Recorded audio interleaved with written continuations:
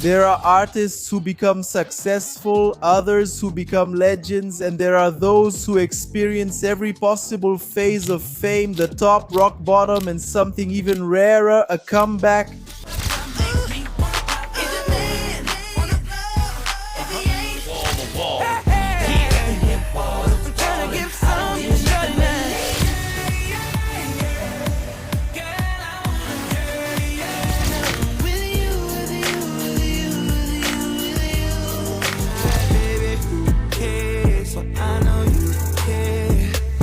But the story I'm going to tell in this video today isn't just a story of hits, records, and awards, it's a story of incredible talent.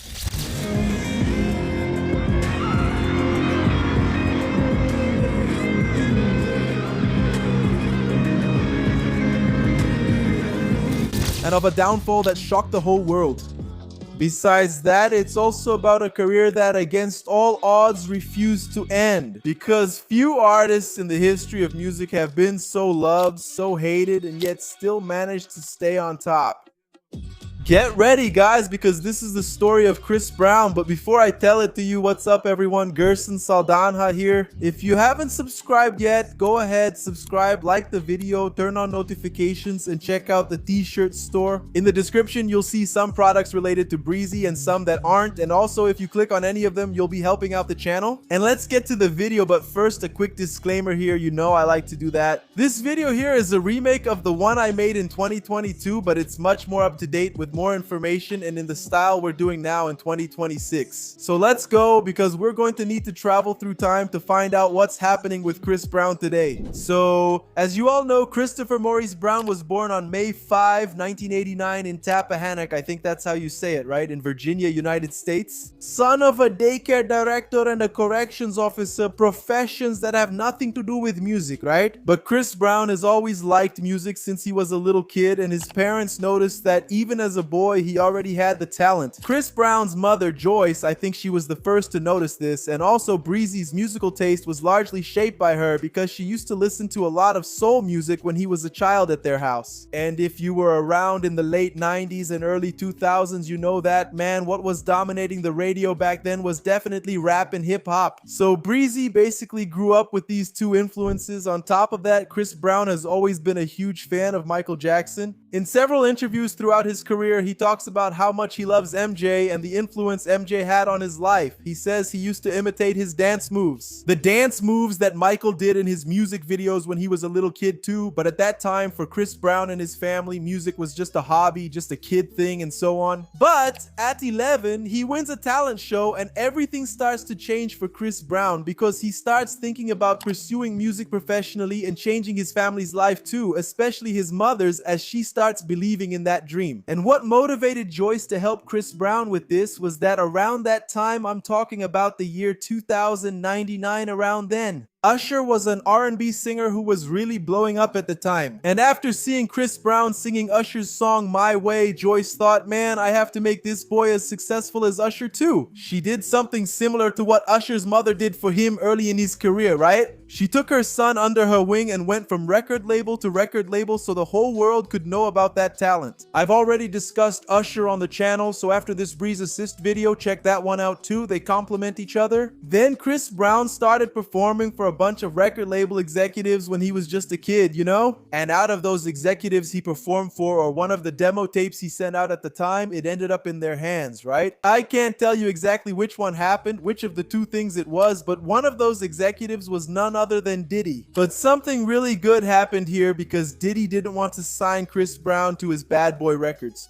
We don't know the reason, at least I don't. If you know, write it here in the comments. What I do know is that it was really good. But Chris Brown's demos ended up in the hands of the fairy godmother of 2000s era R&B, let's put it that way, who is Tina Davis. Tina was the A&R at Def Jam Records, and you've also heard me talk about her here in the Neyo video, because it was also Tina who discovered Neyo the same way she discovered Chris Brown. What happened there was that she wasn't impressed at all with the songs Chris Brown was singing on that demo, but rather with the way he performed, the way he sang, the musical techniques he had at that stage when his voice was changing. Around 14 years old, he was able to control his voice in a way that, man, even adults couldn't. Anyway, but there was one specific song that caught our attention, and I'm just going to address the elephant in the room here because, man, for me, this is the song, the best Chris Brown song. He doesn't like it? He doesn't like it, but I like it a lot, which is the track Whose Girl Is That? Oh, how nostalgic, girl. Whose girl is that? Going by the name Sichizo at that time, Chris Brown charmed a lot of people with this track. I don't know why he doesn't like this song to this day, man. This is a classic. Man, it takes me right back to my teenage years. Are you crazy? And then, dude, he also ended up performing for L.A. Reid, but he performed for a lot of people. But this case with L.A. Reid is interesting because, like, L.A. Reid wanted to sign Chris Brown the same day he saw the kid performing, but there are a lot of different versions of this part of the story, right? Some say Chris Brown didn't want to sign with L.A. Reid because he needed to finish high school. Some say Chris Brown didn't sign with L.A. Reid because he and Tina Davis hadn't spoken to his mother yet. There are several versions of this story. What's important to know is that he didn't sign with L.A. Reid at that time.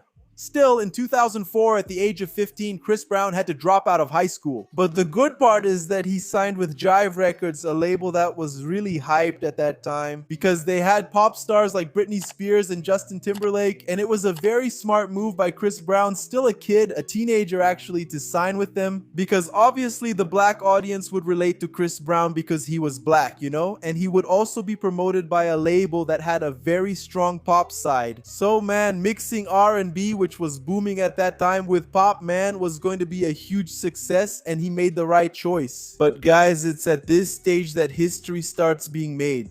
Around May 2005, Chris Brown had about 50 songs recorded to be included on his first album. On his debut album, he would select 14 to make it onto the final project. Another strategic move by Chris Brown here was choosing the songs he co-wrote, you know? What gave Chris Brown that authenticity at the start of his career was the fact that he was like a pop star, a really big artist, but at the same time, he spoke the language of the people because he was a 16-year-old kid writing about young love, about flirting, yeah, and heartbreak. Man, that, regardless of what language you spoke back then, you would relate to it. Then, a month after he had those tracks ready, which he wrote in 6 months, the first single of that era came out in June 2005. It was the song Run It. Tell me, even though he was completely insecure about this song being the first single, Run It hit #1 on the Billboard Hot 100, making Breezy the first man to achieve such a feat since Montel Jordan with the hit This Is How We Do It from 1995.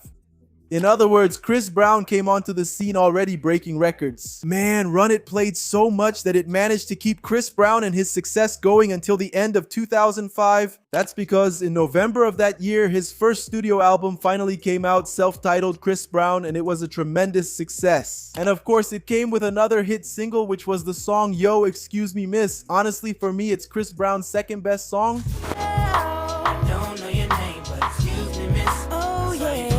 The Excuse Me Miss music video is packed with Easter eggs. I mentioned this in the Trey Songz video since he appears in it. It's really cool. But what's even cooler is that at the end, it gives a spoiler for Chris Brown's next single, which is the song Give Me That. And man, Chris Brown used to take a long time to release a song back then. He released Yo, Excuse Me Miss, I think in December.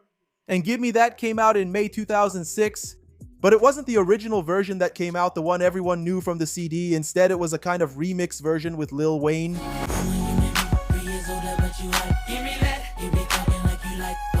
And 3 months later, he released the fourth single from that album, right? Which was the song Say Goodbye, which has a few details I wanted to talk about. First, this music video features one of the first crushes for a lot of guys out there, which is the dancer Janine Garraway.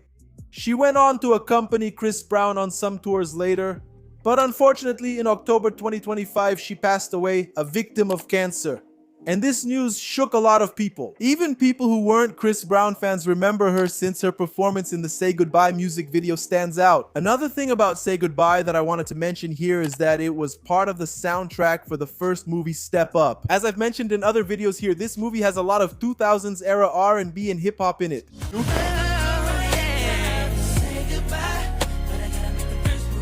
Another thing, I noticed Say Goodbye took a long time to become popular here in Brazil. Of Chris Brown's songs, it took the longest to catch on. I'm not sure why. I know that when it finally started to catch on here, Chris Brown was already almost in the exclusive era, you know? We also danced to this song at my sister's 15th birthday party, and she hates that memory. And the last single from the self-titled album era was the song Poppin', which isn't one of the most remembered, but it's cool.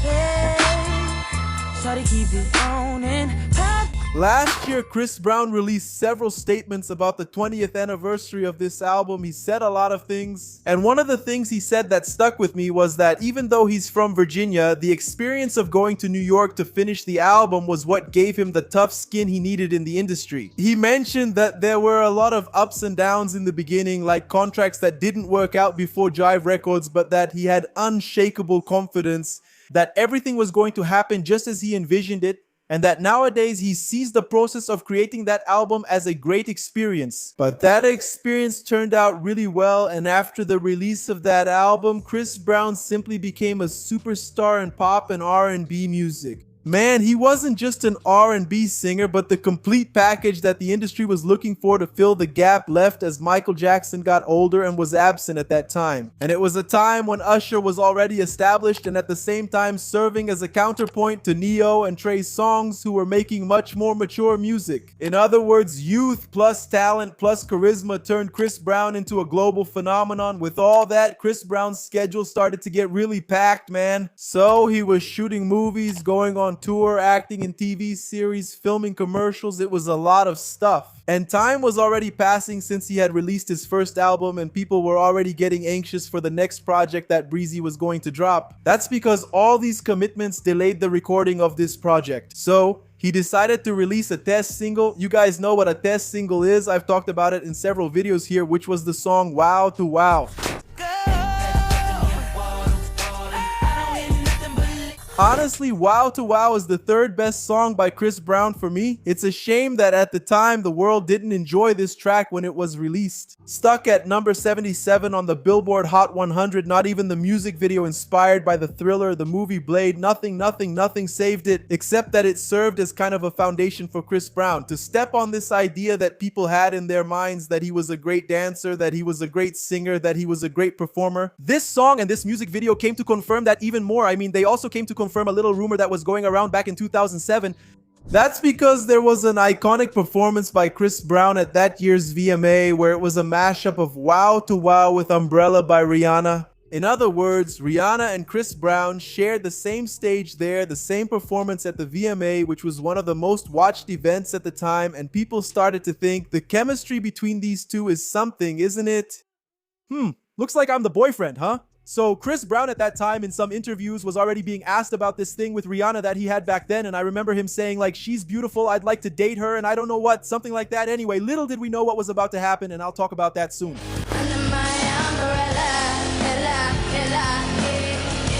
The flop of You Wow to Wow was nothing like the performance of the next single from Chris Brown's upcoming second album. And you know what I'm talking about? Kiss, which was a feature with the hyped Ray T-Pain. I don't need to tell you how much Kiss played and still plays to this day. And it marked Chris Brown's second #1 on the Billboard Hot 100. And look, I'll tell you that I really know how to do that T-Pain flow, okay? That one.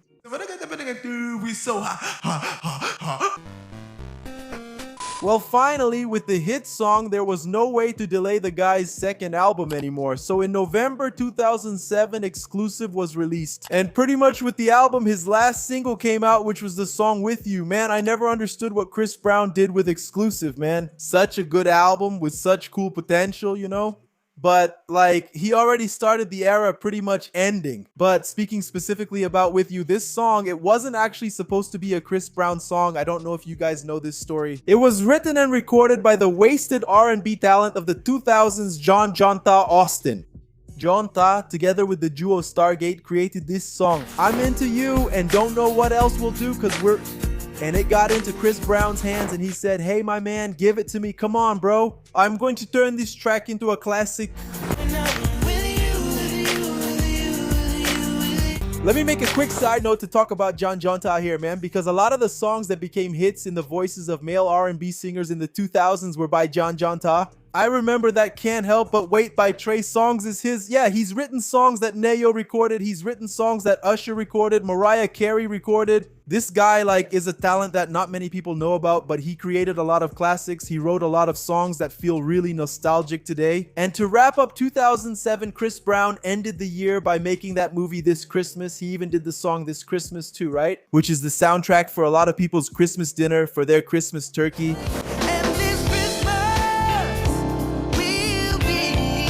And during this holiday season, I remember he went on the exclusive holiday tour. It was a Christmas tour where he went through more than 30 cities in the United States. But already at the beginning of 2008, Chris Brown would make headlines with another single. But this time it wasn't his, you know? That's because at the end of 2007, American Idol had come to an end. And as the winner, he crowned Jordan Sparks, who went on to release her first album. And among her first singles, if I'm not mistaken, it was the first or the second, I don't remember. It was the song No Air, which was a collaboration between her and Breezy, and I don't even need to say how much of a classic this song is, man.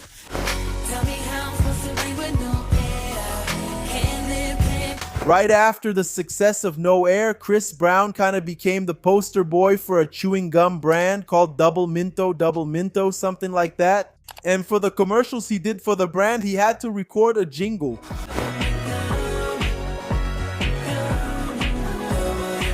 It turned out that this jingle and the commercial were so successful that Chris Brown decided to expand the song, take it to the studio, record it with full lyrics, and also include it in the re-release of Exclusive, which came out in the first half of 2008. The name of this song and jingle, as you may have noticed, is Forever.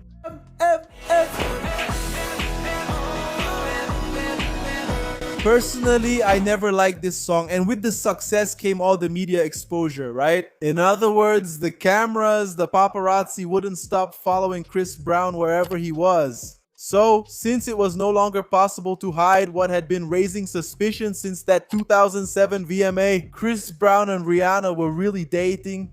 For us to understand how big this thing was, for you who weren't born back then, I don't know, Forum. Imagina esse cenário. On one side, the successor to Michael Jackson. On the other, the new princess of pop and R&B who was taking over the world with her album Good Girl Gone Bad. Let's agree that Chris Brown and Rihanna met around 2005 when both of them were just starting their careers. But until then, it was that silly teenage friendship which turned into a serious relationship. But in 2008, they stopped hiding it. There were photos in Barbados, photos on the red carpet, the two of them always matching. They became the music industry's favorite couple. It was that kind of union that was untouchable and that everyone liked. Young, beautiful, talented, rich, and not least at the top of the Billboard Hot 100.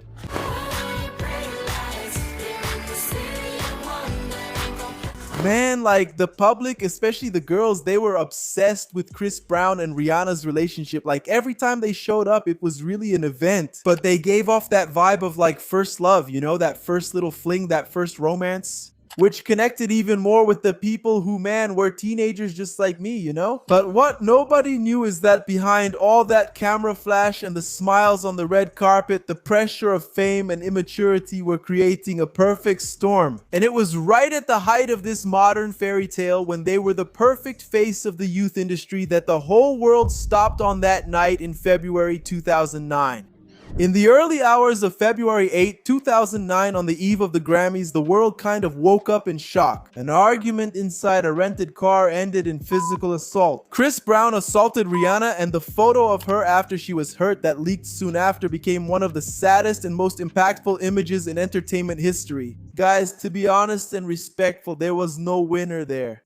Chris Brown was arrested, pleaded guilty, and got 5 years of probation in addition to community service. As for Rihanna, a 21-year-old at her peak, her private life was exposed in a brutal and traumatic way. From then on, the Breezy that everyone loved, that everyone knew, pretty much disappeared from the media. He was banned from award shows, his songs stopped playing on the radio, he lost several contracts, including the Double Mind one I just mentioned. I can tell you that it was the first cancellation of the modern era, even without us really having social media back then to actually cancel someone. And the worst part is that many experts had said that Chris Brown's career was over right there in the back seat of that car. And honestly, given the weight of what happened, that's what everyone was expecting to happen. But what unfolded months after that event for me was one of the most complex journeys in music from what I follow here and what I show you on this channel. What I can tell you is that this phase of Chris Brown was the beginning of a free fall, but also of a kind of resilience that I think few people in the industry would have, especially nowadays. After the incident, Chris Brown went into survival mode, but instead of disappearing for a few years, he decided to put everything he was thinking and feeling into his music. Well, the problem is that the world still wasn't ready for what he had to say. And then in December 2009, just 10 months after that event, Breezy released his third studio album, Graffiti. If you look at Graffiti today from a technical standpoint, that album is a wild sonic experiment. He mixed rock with synth pop, with R&B, with rap. There's a lot of cool stuff in there, you know? And not to mention that Chris Brown was the songwriter for all the tracks on that album. The first single was the song I Can't Transform Ya, which featured Lil Wayne and Swizz Beatz. It actually made some noise, but the boycott was real. The radio stations wouldn't play that song, the stores hid the CD, and the media went after Chris Brown hard. I Can't Transform Ya. The second single, the song Crawl, was basically an apology. Actually, it was a public letter, you know, an open letter. In the music video, he reenacts the scene with Cassie as the lyrics discuss learning to walk before running after a mistake. Honestly, it was one of Chris Brown's most visceral performances up to that point, but man, nobody was paying attention, man. Nobody wanted to listen. I even remember there was a rumor, right? People saying that Cassie's hair looked like the hair Ariana had at that time and that he was trying to take a jab at Ariana. Man, there was a lot of speculation. Honestly, the timing was really bad too, you know? The audience didn't see that as art, but as a forced attempt for him to redeem himself with the public. You get it? Everyone sees that in you. The Graffiti peaked at number 7 on the Billboard 200, number 7. For Chris Brown, that amount was small at the time and was seen as his first commercial flop, right? Up until then, guys, the prophecy in quotes, right, was coming true. Chris Brown was going to be just a shadow of what would be Michael Jackson's successor if that person was ever going to exist. That person wasn't going to be Chris Brown. And speaking of MJ, to make things worse, right, in that same 2009, which I have to say wasn't one of Chris Brown's best years, Michael Jackson passed away. That left Chris Brown in a really bad mental state, which led to one of the most human performances in the history of American TV, and I'm saying this without any exaggeration. You probably already know I'm talking about the Man in the Mirror performance at the 2010 BT Awards, where Chris Brown basically can't sing the song because he just cries, and cries.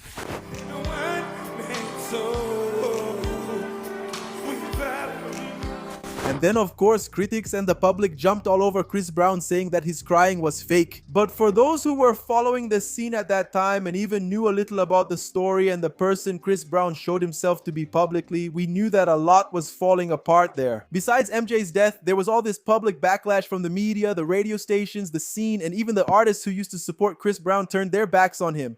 There was a lot weighing on that kid who was, I don't know, 21 years old. But I can talk about another point of view here too, which is that this crying that humanized him I'm telling you about actually helped another fan base start to connect with him, you know? A fan base that was there to talk about what he did wrong, to point out his mistakes, but not to judge, you know? And not do what everyone else was doing, but actually to give the guy some support and more specifically a second chance. But the fact is that Chris Brown realized he had hit rock bottom and he had to work 3 times harder to prove something to the whole world. And that's when the game changed with a mixtape that nobody expected much from. While the mainstream media was shutting its doors, Breezy made a master move that many artists try to replicate nowadays. He went back to his core audience, but he didn't go back alone. He teamed up with a rapper who was also going through a rough patch at the time, Tyga. I've already made a video about Tyga on the channel, but it's worth repeating a few things here. Tyga was going through a really tough time in his career where things with the label weren't going well, nothing was moving forward, and honestly, he was depressed. Then Chris Brown said to him, "Hey man, come on, let's go to the studio and have some fun for a bit. Let's go." No, hold on, let me repeat that to see if you guys are getting it. Man, these were 2 guys that the whole world, especially the music industry, was saying, "That's it, it's over for you. You already had your chance, it's done, move on." And it was in this context that in 2010, Tyga and Chris Brown released the mixtape Fun of a Fun. Man, they didn't have a budget, they had no radio play, they only had the internet, a few songs, and a dream, and that's when the classic Dudes came out.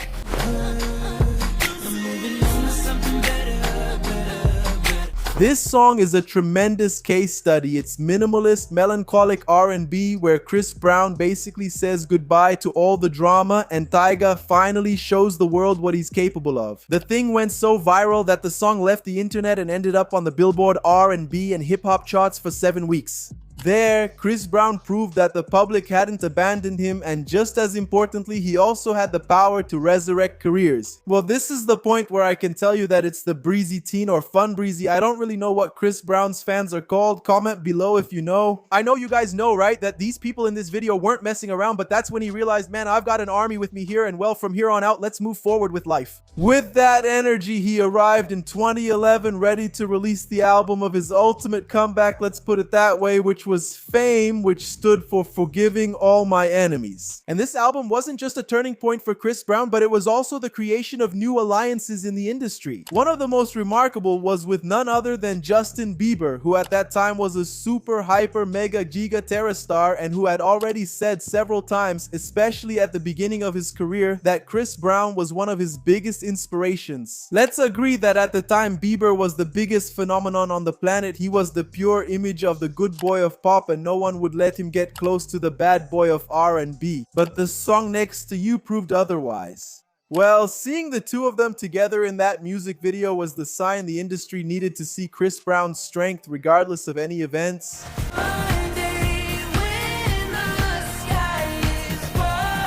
And the work didn't stop because in 2012 came The Ultimate Redemption. The album Fame won the Grammy for Best R&B Album, and seeing Chris Brown going up on that stage 3 years after being considered dead to the industry was the ultimate proof that his talent was undeniable. But if you think Chris Brown's life was a bed of roses at that time, you're completely mistaken. Because between the 2012 album Fortune and the 2014 album X, Chris still faced many legal problems as well as breakups and reconciliations with Rihanna and Rehab. It seemed like he was taking 2 steps forward and then 2 steps back, you know?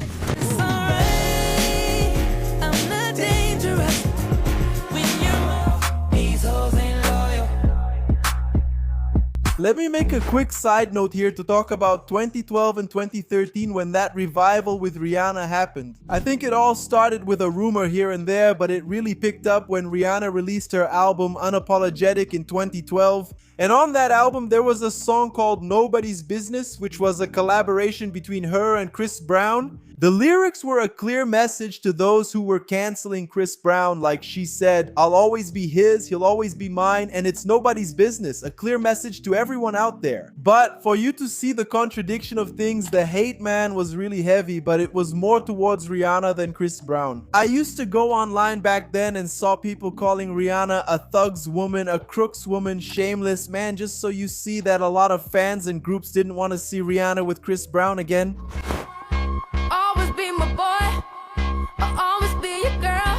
And of course, a lot of people also went after Chris Brown, saying he was taking advantage of the situation, getting back together with her kind of to clean up his public image. It was a chaotic time, man. They showed up together at basketball games, exchanged messages on Twitter, and the public watched everything without understanding anything. This collaboration proved that the wound from 2009 was still very much open. The relationship between the two of them at that time didn't last long, but the song is still here today to serve as a message that yes, what happened between Rihanna and Chris Brown is only their business. But the big problem is that the world didn't agree with this story at all. But it was after all this confusion and some back and forth with the law that Chris Brown received some big news for his life, right? Which was that he was going to become a father. The news about his daughter came out, right? Who we later came to know as Little Royalty.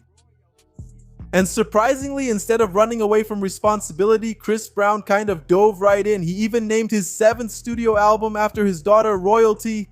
Here, the aesthetic changed. The flashy music videos were gone, and now Chris Brown was holding his daughter in his arms on the album cover. Musically speaking, this album mixes EDM with R&B and trap in a way that I think no other artist was able to replicate at that time. We're gonna talk about Bryson Tiller here, but it wasn't really what Chris Brown did with this album, but he was the one who came the closest, you know? Well, but what matters to us is that in this era, he stopped being the troublemaker kid and became a family man, at least a man who became a father, you know? It was this change of image that guaranteed him a longevity that few artists from his generation had. He stopped trying to please the media and started focusing 100% on being an involved father and a master in the studio.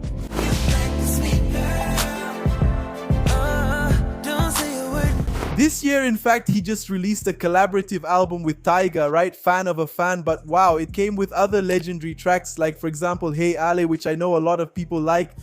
And I got an engine for a trunk space. I get money 3 ways, fucking bitches 3 ways, 7 different. Alright, but after that era of Chris Brown proving he had a human side, I think it was in 2017 when people started to see that Breezy was an unstoppable work machine, you know? That's when he released the album Heartbreak on a full moon. And man, there were 45 tracks, 45 songs. And in that era, streaming was starting to get popular and influence the numbers on the Hot 100. Anyway, a lot of people accuse Chris Brown of putting 45 tracks on the album just to inflate streaming numbers, you know? So he could get more streams, increase retention, and reach the top of the charts again. But the truth is that the fans devoured the album, and if you listen to it nowadays, you'll see that holding 45 tracks, most of them consistent and with a story, isn't for just anyone, man. In my opinion, this is where he understood the game, that in an era of Spotify and Apple Music, quantity with quality is what will make you dominate the game. So I also believe that he stopped being the radio artist and became that guy you listen to on playlists late at night, you know, let's put it that way. And that's how we got to the album I'm the God in 2019. And it was on this album that the track No Guidance came out, the one featuring Drake. Do you guys remember how talked about that song was? Let's put it that way. If you don't remember why, I'm here to explain. Recall in the 2022 video, I briefly mentioned the Chris Brown and Drake fight over Rihanna, describing it as a love triangle with the club fight where bottles flew as the breaking point. So seeing Chris Brown and Drake on the same track was kind of like a peace treaty in R&B, especially because both of them are big names. Drake was at his peak at that time, and this was going to be beneficial for both of them on the radio.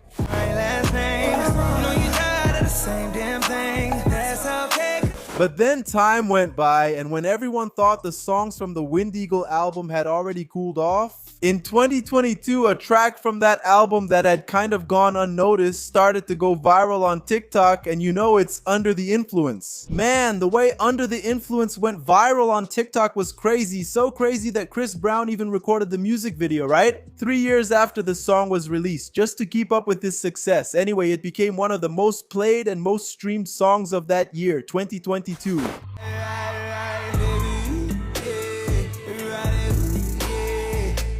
So here, everyone understood that Breezy's code is truly timeless. Years may go by, but Chris Brown's songs started to gain a lot of value, especially with TikTok. In other words, it's not Chris Brown who chases the hype, it's the hype that chases him.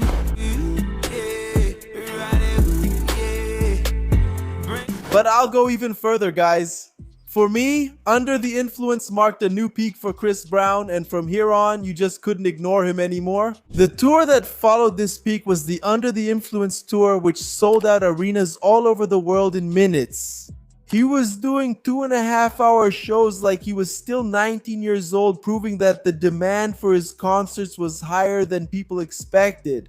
In the 2022 video, I stopped at the Breezy era because he was about to release Breezy, but I had no idea what would come next, right? Man, the album was a huge worldwide success and featured big names like Anderson .Paak and Wizkid, showing even more technique and versatility from Chris Brown. And he didn't stop there, right? Because in 2023, he came out with another album, which was 11, an album that explored a more mystical and mature vibe, divided into two sides to symbolize balance. And that's when a lot of people realized that at 35 years old, Chris Brown was still shaping what contemporary R&B was.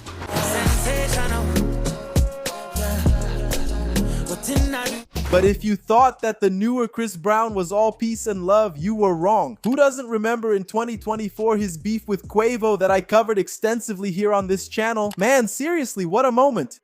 What started with indirects and friction because of an ex-girlfriend, Carrie Karate Thron, I still remember that name to this day. Man, it blew up in one of the beefs that happened alongside the Kendrick and Drake beef, right? And then it all led to the song We Weakest Link. See, I'm dripped in red. Don't let this R&B shit fool you niggas, get ripped to shreds. In this diss track, Chris Brown came to judge and he didn't hold back on words to roast his rival, and he even says, look, you just got roasted by an R&B singer, you lost a diss war to an R&B singer, man. The internet was shocked, but I don't get why.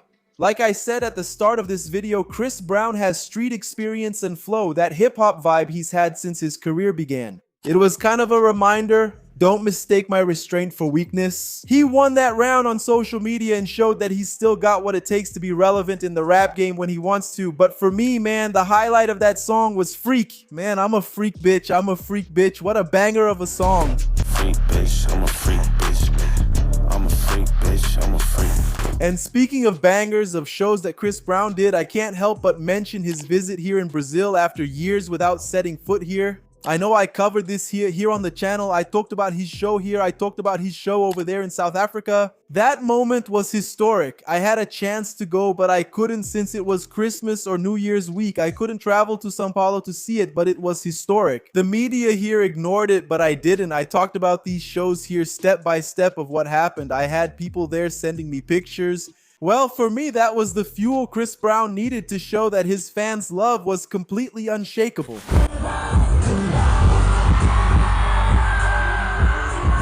And at this stage, you must have noticed that Chris Brown adopted a more reserved, quieter attitude. Even though he had these highly talked about stadium tours on social media, Chris Brown didn't give interviews to anyone. I myself, man, I even tried to get credentials to interview the guy, but I couldn't. Even though people know my work, man, it didn't happen, but I can't blame the guy, man. He has to be in that headspace because what they did to him in the past was crazy. Well, he became the famous work in silence and let your art speak for itself. Now in 2026, the atmosphere is all about celebration. As he celebrates 20 years of his career, Chris Brown is revisiting everything he has built. And stay tuned, man. Look, I'm recording this video on Wednesday, April 8th. And Chris Brown just posted a story here saying that something is coming on Friday, and I'm here completely intrigued because he messed up my script. But future Gerson will come here and tell what happened on Friday if anything relevant happened to put in this video. But there are plenty of rumors going around overseas, right? Could it be that famous Brown album that's coming out? We don't know. We got something obvious, think it's obvious. What I want to know is why Chris Brown still hasn't had a Super Bowl to call his own, because when he does, man, get ready, because I think it's going to be one of the biggest in history. But to sum it up for you guys, what started with a boy imitating Michael Jackson in Virginia became one of the most resilient and complex journeys in the history of modern music. The fall was hard. The mistake was serious, but the comeback is, yes, debatable. Chris Brown's story was never simple and it never will be. And today, more than 20 years later, he's not just another survivor of the industry, he's one of the pillars of modern R&B. And in the end, Breezy's story isn't about perfect redemption, it's about consequence, talent, and persistence. But that's my take. I want to know yours, guys. Comment down below.